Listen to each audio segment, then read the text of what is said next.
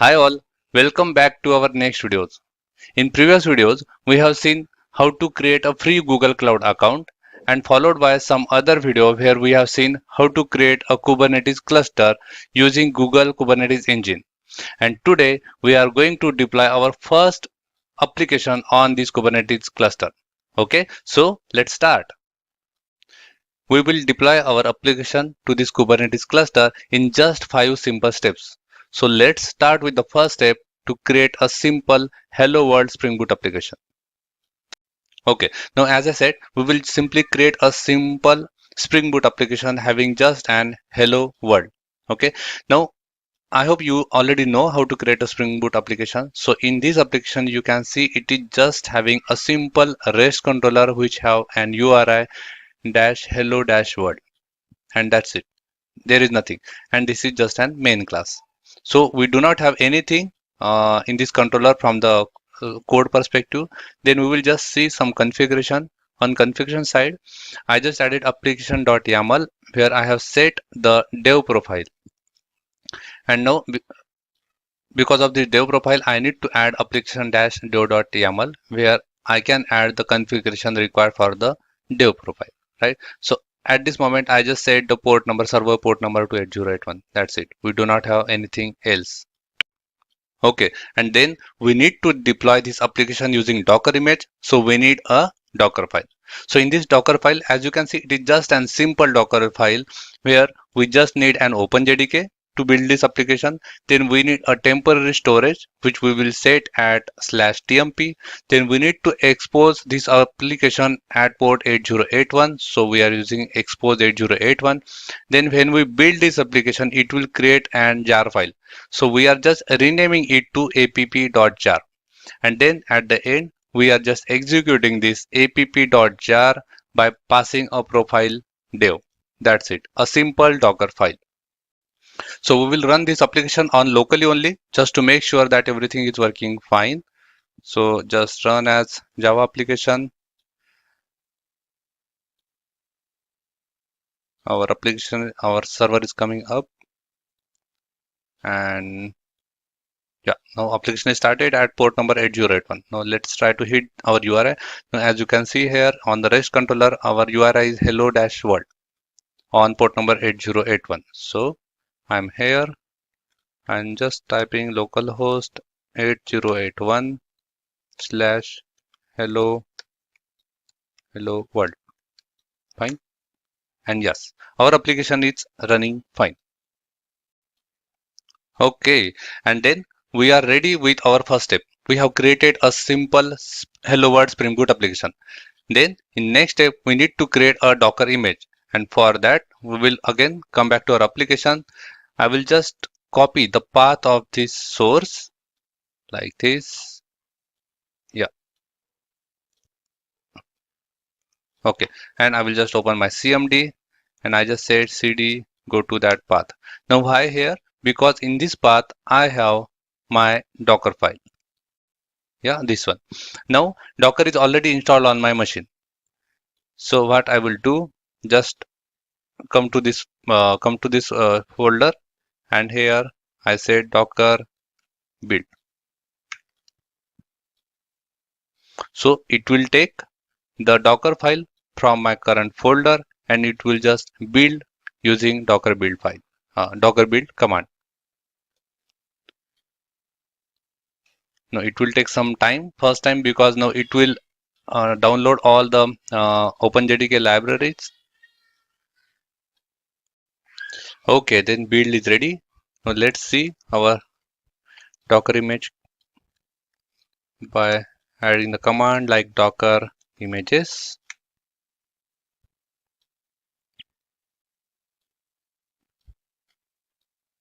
Okay, now as you can see, we can see two images. One for the OpenJDK, which we use in our Docker file, which was our first statement from OpenJDK. So it has to download that OpenJDK image as well, and then this is the image that is created for our application.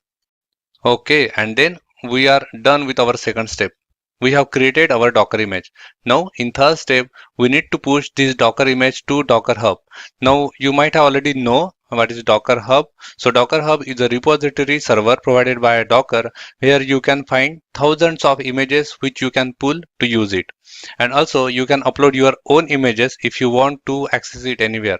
So I have already logged in to my Docker Hub.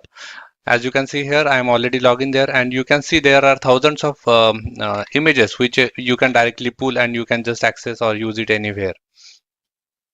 Now we need to push our Docker images which we have already created to this Docker registry. So we need to log in to this Docker registry from our command prompt first. Then come to our command prompt, and here you have to log into your Docker registry first by using command docker login. Enter. So it will ask you username and password. Now let's see if it will ask me. Yeah, no. So I had already logged in first time, so it didn't ask me again. But when you will log in first time, it will ask you the username and password. So you just have to pass username password, then it will just connect to your Docker registry. Okay, and now we are connected to Docker registry. Okay, and then we will give a specific name to our Docker image. For that, we will just see our Docker images. Okay, now as you can see, we have not given any name to our Docker image. So for that, we just type the command like docker tag and then a specific tag name or name to our Docker image. Now, as you can see, Handesagar is my username of Docker registry slash and repository name, which we have to give, followed by colon and version number. And before that, we just have to pass our Docker image ID. Yeah, and that's it. Let's see. Okay, now tag is created on our Docker image. Now let's verify it. Yes, now you can see for our image ID, now this is the name or the tag name, Handesagar slash hello world REST API. Okay, tag is ready, and then we need to push this image to our Docker registry. So for that, type command docker push and tag name.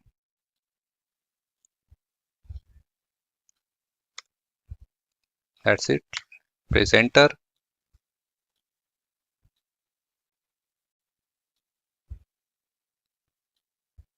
Now it's pushing to our repository. Now you can see here.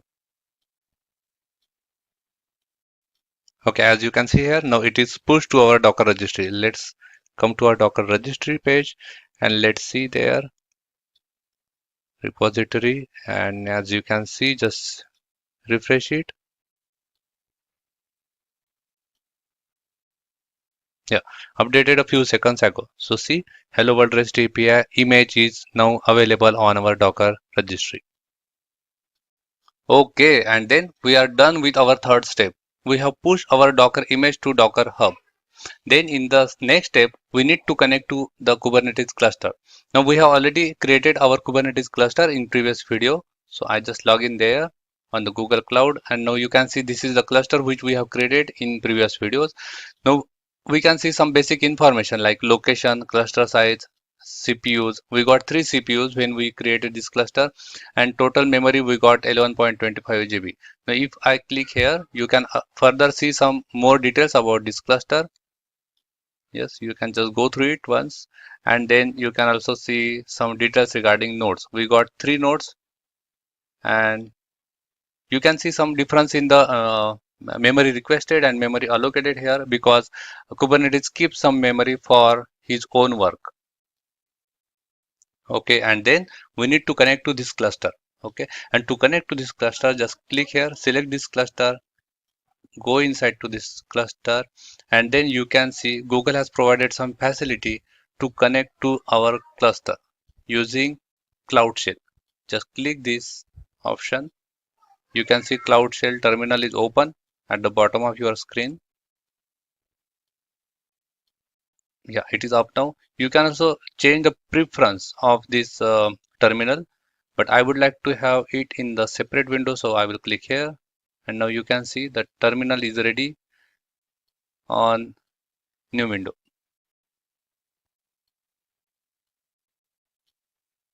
Yeah, now you can see it. Okay, now you can see Cloud Shell in a separate window. Now we have to connect to this cluster. And how to do that? Just come here and now you can see there are some option like to connect.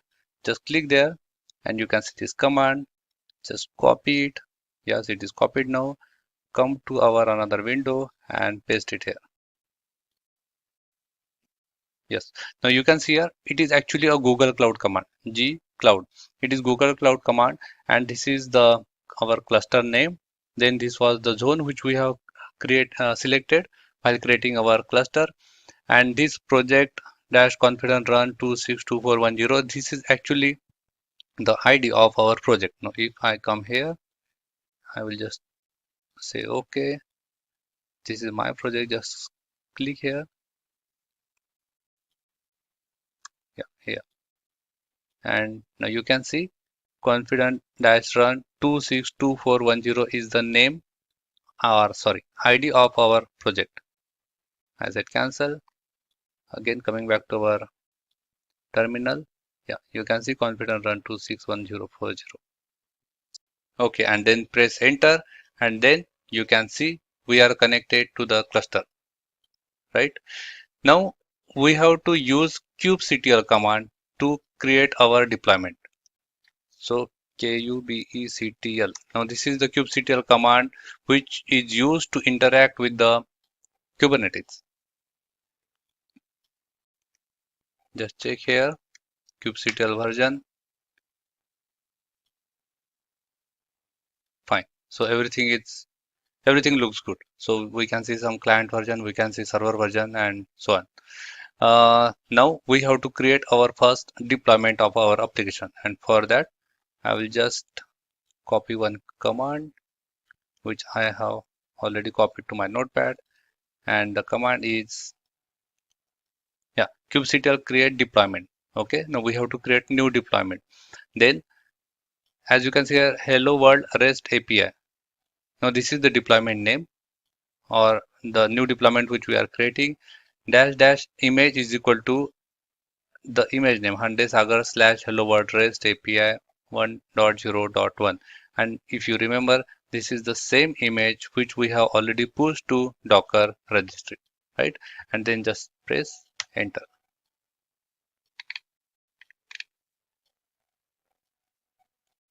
Yes, now there was some typo mistake. Now you can see this is the corrected command now, and I press enter and you can see the deployment is created now.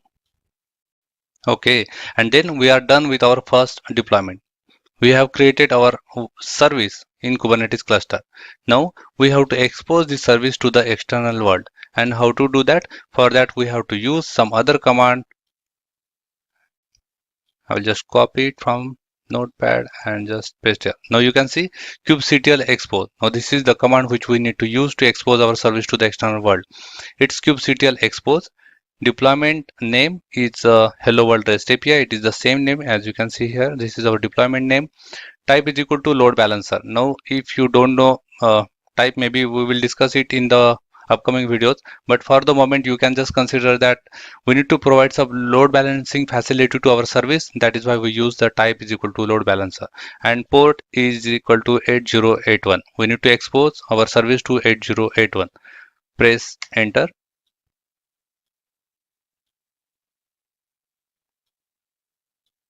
And we did some spelling mistake here. Yeah. Yes, now our service is also exposed. Now let's see on the UI. Now come back to our UI. Now on services and ingress, you can see the service is up. Just click on endpoints and click here and just add /hello world, enter. And now you can see, woohoo, our service is ready and deployed on the cluster. So this is how we have deployed our first application to Kubernetes cluster. Thanks for watching this video. Please like it and subscribe it. See you in the next video. Bye bye.